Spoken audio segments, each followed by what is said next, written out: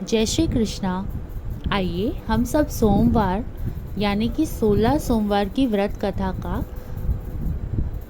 श्रवण करते हैं। एक समय श्री महादेव जी पार्वती जी के साथ भ्रमण करते हुए मृत्युलोक में अमरावती नगरी में आए। वहाँ के राजा ने शिव मंदिर बनवाया था, जो कि अत्यंत भव्य एवं रमणीय तथा मन को शांति पहुंचाने वाला था। भ्रमण करते समय शिव पार्वती भी वहां ठहर गए। पार्वती जी ने कहा, हे नाथ, आओ आज इस स्थान पर हम चौसर पासे खेलें। खेल प्रारंभ हुआ। शिवजी कहने लगे, मैं जीतूंगा। इस प्रकार उनकी आपस में वार्तालाप होने लगी। उस समय पुजारी जी पूजा करने आए। पार्वती जी ने पूछा, पुजारी जी बताइए जीत किसकी होगी? पुजारी बोला, इस खेल में महादेव के समान कोई दूसरा पारंगत नहीं है, इसीलिए महादेव जी की ही जीत होगी। परंतु उसका उल्टा हुआ, जीत पार्वती जी की हुई। अतः पार्वती जी ने पुजारी को कोढ़ी होने का श्राप दिया कि तूने मिथ्य भाषण किया। अब तो पुजारी कोढ़ी हो गया। शिव पार्वती जी दोनों आपस में वापस खेलने लगे। कुछ समय पश्चात अप्सराएं पूजा करने आईं। अप्सराओं ने पुजारी के कोढ़ी होने का कारण पूछा। पुजारी ने सब बातें बता दी। अप्सराएं कहने लगी, पुजारी जी आप 16 सोमवार का व्रत करें तो शिवजी प्रसन्न होकर आपका संकट दूर करेंगे। पुजारी जी ने अप्सराओं के व्रत की विधि पूछी। अप्सराओं ने व्रत करने और व्रत के उद्यापन करने की संपूर्ण विधि बता दी। पुजारी जी ने विधि पूर्वक श्रद्धावान से व्रत प्रारंभ किया और अंत में व्रत का उद्यापन भी किया। व्रत के प्रभाव से पुजारी जी रोग मुक्त हो गए। कुछ दिनों बाद शंकर पार्वती जी पुनः उस मंदिर में आए तो पुजारी जी को रोग मुक्त देखकर पार्वती जी ने पूछा, मेरे दिए हुए श्राप से मुक्ति पाने का तुमने कौन सा उपाय किया? पुजारी जी ने कहा, हे माता, अप्सराओं द्वारा बताए गए 16 सोमवार के व्रत करने से मेरा यह कष्ट दूर हुआ है।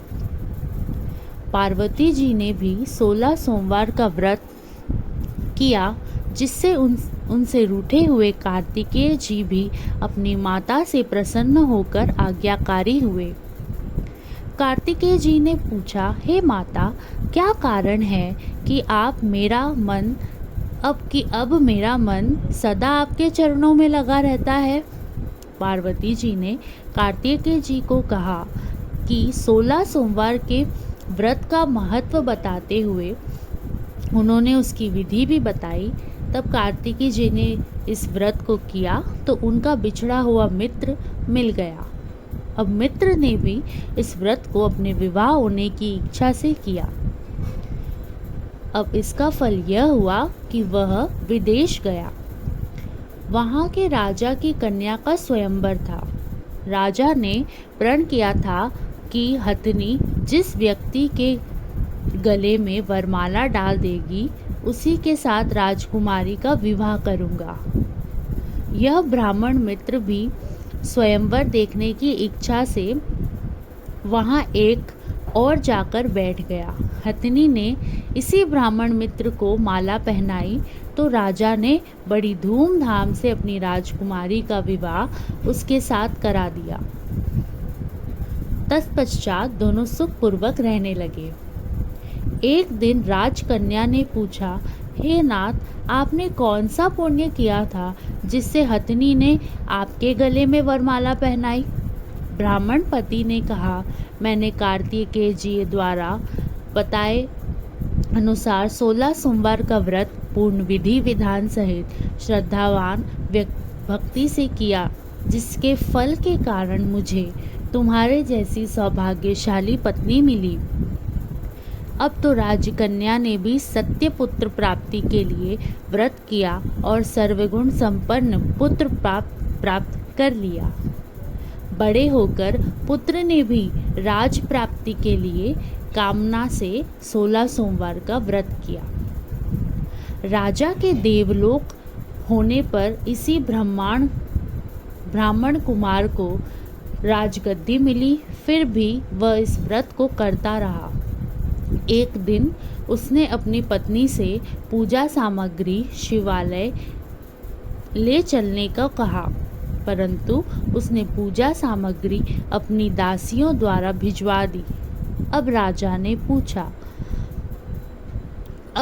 ने पूजन समाप्त किया तो आकाशवाणी हुई कि हे राजा, तुम इस पत्नी को त्याग दो, नहीं तो राजपाट के साथ हाथ धोना पड़ेगा। प्रभु की आज्ञा मानकर उसने अपनी पत्नी को महल से निकलवा दिया। तब वह अपने भाग्य को कोसती हुई एक बुढ़िया के पास गई और अपना दुखड़ा सुनाया तथा बुढ़िया को बताया, मैंने पूजन सामग्री राजा के कहे अनुसार शिवालय में नहीं ले गई तो राजा ने मुझे निकाल दिया। बुढ़िया ने कहा, तुझे मेरा काम करना पड़ेगा। उसने स्वीकार कर लिया। तब बुढ़िया ने सूत की गठरी उसके सिर पर रखी और बाजार भेज दिया। रास्ते में आंधी आई तो सिर पर रखी गठरी उड़ गई। बुढ़िया ने डांट कर उसे भगा दिया।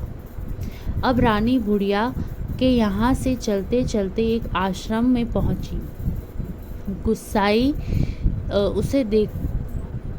उसे देखते ही समझ गए कि यह उच्च घराने की अबला विपत्ति की मारी है। वे उसे धैर्य बांधते हुए बोले, बेटी, तू मेरे आश्रम में रह, किसी प्रकार की चिंता मत कर। रानी आश्रम में रहने लगी, परंतु जिस वस्तु को वह हाथ लगाती वह वस्तु खराब हो जाती। यह देखकर गुस्साई ने पूछा, बेटी, किस देव के अपराध से ऐसा होता है? रानी ने बताया कि मैंने अपने पति की आज्ञा का उल्लंघन किया और शिवालय में पूजन के लिए नहीं गई। इससे मुझे घोर कष्ट उठाने पड़ रहे हैं।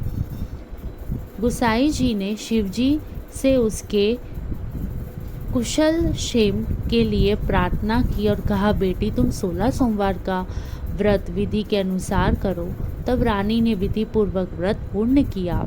व्रत के प्रभाव से राजा को रानी की याद आई तो दूतों के खोजने पर उन्हें रानी मिल गई। आश्रम में रानी को देख दूतों ने राजा को बताया। तब राजा ने वहां जाकर गुसाई जी से कहा, महाराज, यह मेरी पत्नी है, मैंने इसका परित्याग कर दिया था, कृपया इसे मेरे साथ जाने की आज्ञा दें। शिवजी की कृपा से प्रति वर्ष 16 सोमवार का व्रत करते हुए वे आनंद से रहने लगे और अंत में शिवलोक को प्राप्त हुए। धन्यवाद।